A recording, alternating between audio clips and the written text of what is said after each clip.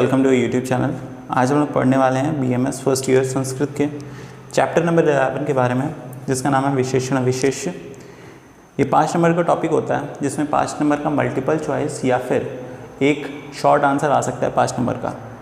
तो ये उतना वेटेज नहीं रखता है, बट ये उतना ही ईजी चैप्टर होता है। ये 5 नंबर बहुत आसानी से आपको मिल जाएंगे। तो देखते हैं इस चैप्टर में क्या है। तो सबसे पहले विशेषण की परिभाषा बताई गई है कि जिस शब्द से संज्ञा पद की विशेषता प्रकट होती है, मतलब किसी की भी क्वालिटी जो भी प्रकट करता है उसे हम लोग विशेषण कहते हैं। विशेषण सिंपली इंग्लिश में आपने जो एडजेक्टिव पढ़ा होगा उसी को हिंदी में या संस्कृत में विशेषण कहते हैं। जिस शब्द की विशेषता प्रकट की जाती है या प्रकट होती है वह विशेष्य होता है।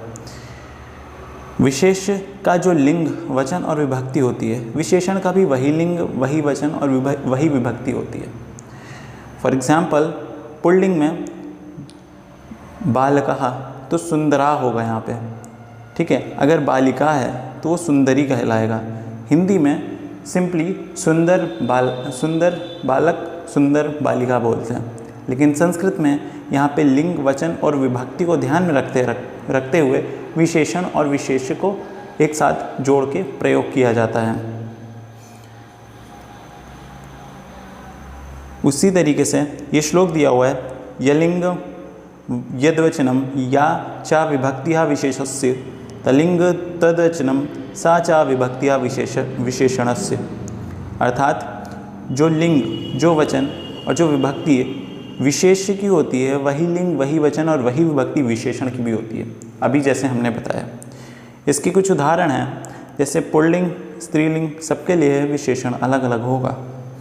जैसे बालकः सुंदरा, वैसे ही बालिका सुंदरी। से ग्रंथः महान है, महान ग्रंथः, और वैसे ही यहाँ पे महती नाटिका। लघुः काय, मतलब छोटी काय है उसकी, वैसे ही यहाँ पे लघ्वी कथः, मतलब जो भी स्त्रीलिंग वाले शब्द होते हैं उनके लिए विशेषण अलग तरीके से प्रयोग करते हैं और पुल्लिंग के लिए विशेषण अलग तरीके से प्रयोग करते हैं। वैसे ही नपुंसकलिंग के लिए भी अलग प्रयोग करते हैं। सुंदरम वनम, महत नगरम, लघु काव्यम, श्रेष्ठतम पुष्पम, ठीक है। फिर बात करते हैं कि विशेषण के कौन से भेद होते हैं, क्या क्या भेद होते हैं। तो विशेषण मुख्यतः 6 प्रकार के होते हैं, जिसमें सबसे पहला आता है गुणवाचक विशेषण। मीन्स किसी की भी क्वालिटी को जो भी एडजेक्टिव प्रकट करता है उसको हम लोग गुणवाचक विशेषण कहते हैं। जैसे किसी वस्तु के गुण तथा तुलनावाचक शब्द अथवा जिस शब्द से संज्ञा या सर्वनाम के गुण का बोध होता है उसे गुणवाचक विशेषण कहते हैं। सिंपली जिससे गुण का बोध हो उसे गुणवाचक विशेषण कहेंगे। गुण का तात्पर्य केवल अच्छी विशेषताओं से नहीं होता, किसी की बुरी क्वालिटीज़ भी हो सकती हैं, किसी की अच्छी क्वालिटीज़ भी हो सकती हैं। जैसे गुण की बात करते हैं तो दयालु, क्रूर, शोभनः, दुष्टः, सरलः, सत्यनिष्ठः, सुंदरः, साधु आदि। तो ये गुण हो गए। फिर रंग की बात करते हैं कि अगर क्वालिटी में किसी का रंग कोई बता रहा है तो गुणवाचक विशेषण कैसा होगा? श्वेतः, कृष्णः, रक्तः, पीतः, हरः, नीलः आदि। आकार की बात करते हैं तो उन्नतः, विशालः, ज्येष्ठः, कनिष्ठः, दीर्घ आदि। सिंपल है ये। स्वाद की बात करते हैं मधुरः, अम्लः, कटुः, तिक्तः, लवणः, कषायः। कालबोधक की बात करते हैं प्राचीनः, नवीनः, पुरातनः, नूतनः आदि। स्थानबोधक भारतीय, पाश्चात्य, पर्वतीय आदि। अवस्थाबोधक आर्द्रः, शुष्कः, ज्वलितः, पक्वः आदि। दशाबोधक स्वस्थ, अस्वस्थ, रुग्णः, दुखितः, सुखी आदि। स्पर्शबोधक कठोर, कोमल, रुष्ट आदि। फिर संख्यावाचक विशेषण की बात करते हैं तो इसके नाम से जिस तरीके से हम लोग को पता लग रहा है कि ये संख्या को बताएगा, इसमें भी 2 टाइप के होते हैं, एक निश्चित संख्यावाचक और एक अनिश्चित संख्यावाचक। निश्चित संख्यावाचक वो शब्द संज्ञा या सर्वनाम की निश्चित संख्या संबंधी विशेषताओं का बोध कराते हैं उसे निश्चित संख्यावाचक विशेषण कहते हैं। मतलब कि उसका नंबर क्या है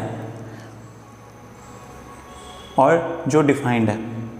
उदाहरण स्वरूप एकः, चत्वारः, 10, एकः छात्रः आदि। अगर हम लोग बात करते हैं कि एक छात्र है तो हम लोग उसे लिखेंगे एकः छात्रः, तो ये निश्चित संख्यावाचक विशेषण कहलाएगा। अनिश्चित संख्यावाचक वे होते हैं जिसमें किसी का नंबर नहीं पता होता है। जैसे बहुत सारे बालक हैं लेकिन कितने बालक हैं ये नहीं पता, तो हम लोग उसके लिए यूज़ करेंगे बहवः बालकाः क्रीडन्ति। जैसे बहवः बालिका क्रीडन्ति मतलब बहुत सारे बालक खेलते हैं। वैसे ही उसकी डिफिनेशन है, जो शब्द संज्ञा सर्वनाम की अनिश्चित संख्या संबंधी विशेषताओं का बोध कराते हैं उसे अनिश्चित संख्यावाचक विशेषण कहते हैं। उदाहरण केचन मतलब सम, कति मतलब कितने, सर्व मतलब सभी, अनेक मतलब मैनी और कतिपय मतलब कुछ, फ्यू।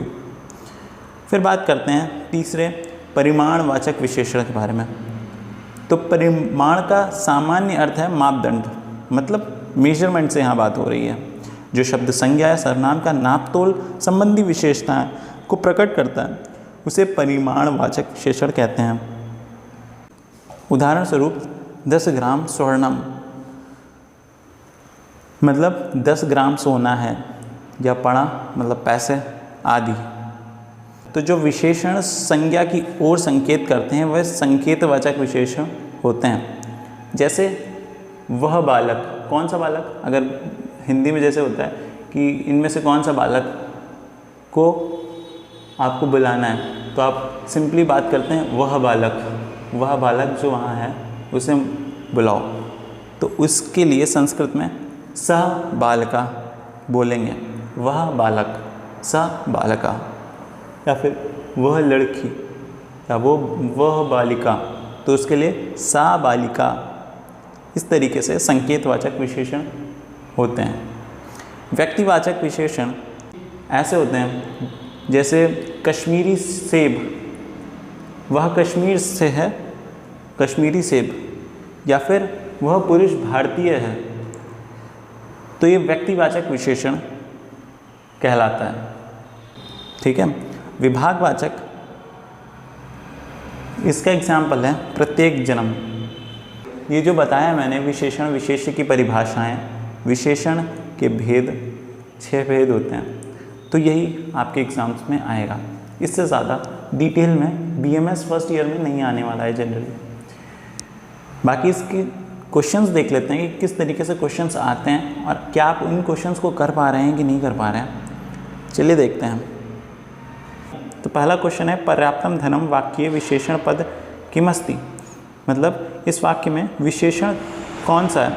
तो पर्याप्तम धनम, इसमें धन तो विशेष है लेकिन पर्याप्तम धनम, तो पर्याप्त है ये उसकी एडजेक्टिव बता रहा है, तो यहाँ पे पर्याप्त जो होगा वो विशेषण होगा। प्रतिवर्षम एतस्य दिनस्य आयोजनम भवति, अस्मिन् वाक्ये विशेष्य विशेषण पदमस्ति, तो मतलब एतस्य दिनस्य मतलब इस दिन, कौन से दिन, इस दिन।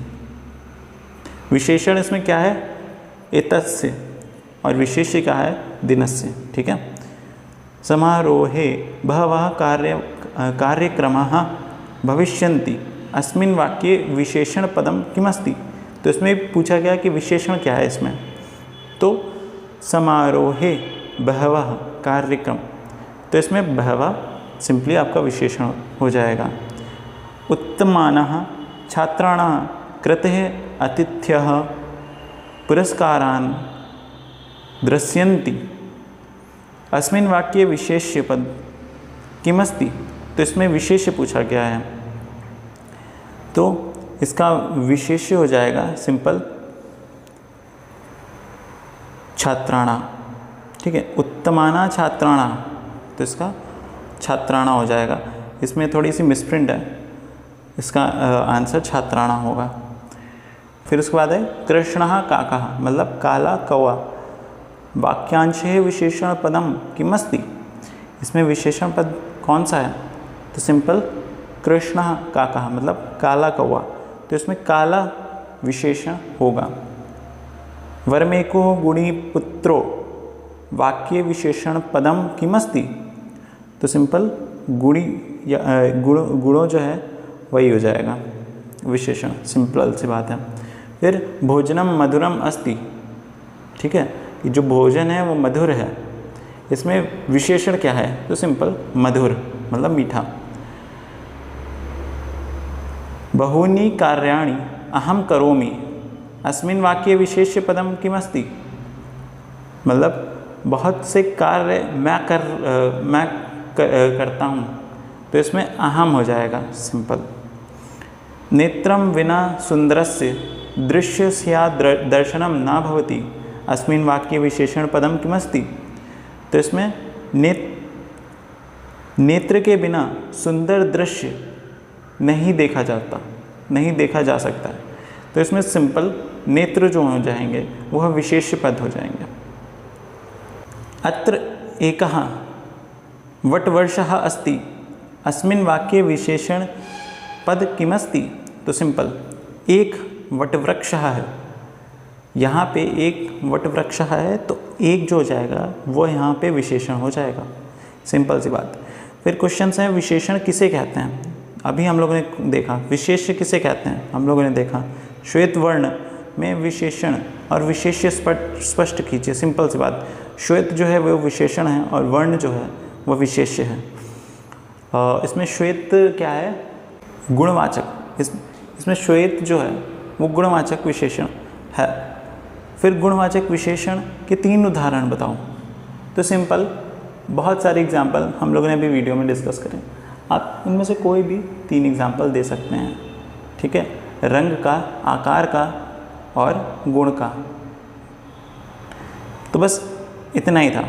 देखिए इसके सारे क्वेश्चंस आपके बन गए, तो इस चैप्टर से ज़्यादा कुछ कठिन नहीं आता है और ज़्यादा पढ़ने की ज़रूरत नहीं है, क्योंकि बीएमएस में जितना सफिशिएंट है उतना इस वीडियो में है।